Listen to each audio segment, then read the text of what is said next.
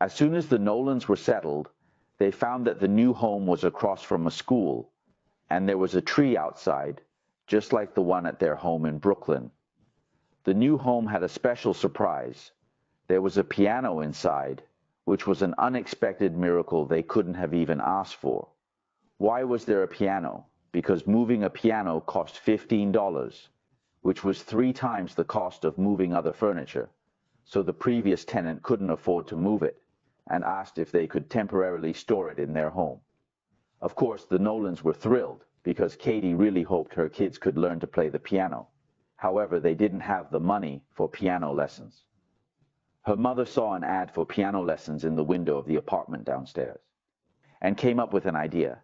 Katie went to talk to the piano teacher and proposed, "I will clean your room for free, and you teach piano to my kids."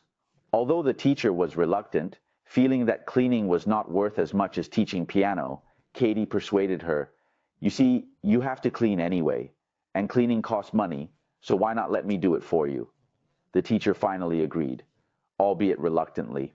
When the teacher came, the scene was quite amusing. The piano teacher, Miss Tinmore, arrived promptly at 5 o'clock. Miss Tinmore arrived on the dot of 5. Although she only came from downstairs, she was formally attired in street clothes. A taut spotted veil was stretched over her face. Her hat was the breast and wing of a red bird tormentingly pierced by 2 hat pins. That's a weird hat. From this description you can tell that Miss Tinmore was not well off, as her veil was dirty. After the lesson, Katie thanked her profusely. Miss Tinmore chatted with them for a while, then hesitated to leave. Katie felt that something was expected of her. Finally she inquired, "Yes?" Miss Tinmore flushed a shell pink and spoke proudly. "The ladies, where I give lessons, well, they offer me a cup of tea afterwards." She put her hand to her heart and explained vaguely, "Those stairs." It seems climbing stairs is no easy job for Miss Tinmore. "Would you sooner take coffee?" Katie asked. "We have no tea."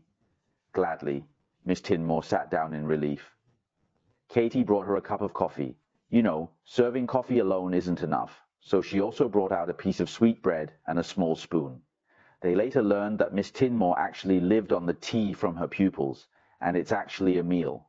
We can tell that Miss Tinmore doesn't earn much from teaching piano, just able to make her ends meet, unlike piano teachers today who can earn a lot. In the end, all 3 of them learned how to play the piano.